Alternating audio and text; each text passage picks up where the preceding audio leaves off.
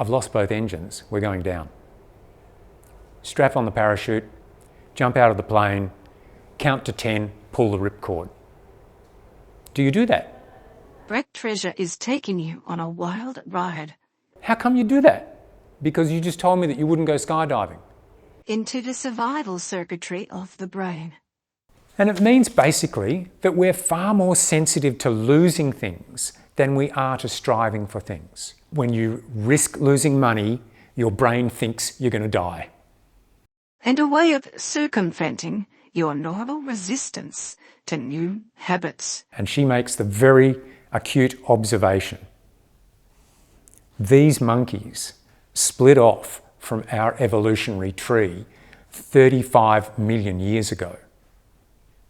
So loss aversion is not some cultural artifact that humans have invented. It's hardwired into our brains. You find it satisfying, or it's part of your identity now. With unusual results. And they put more than $50 at stake each week. Those people are successful 96% of the time. Right? 50 weeks out of 52, they are doing whatever they said they wanted to be doing.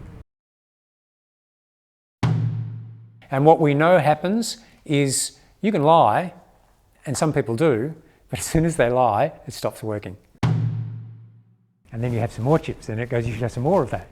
It's not like it gives you the reward and then you're happy. That's not how dopamine works. Well, don't worry about getting it right. Put a number down and look at it, and if it occurs to you that it's too high, change the number. You get the kick up the bum you need, you change your behaviour and you recommit to it. I practiced the piano and I didn't die. It's exactly the same motivating factor.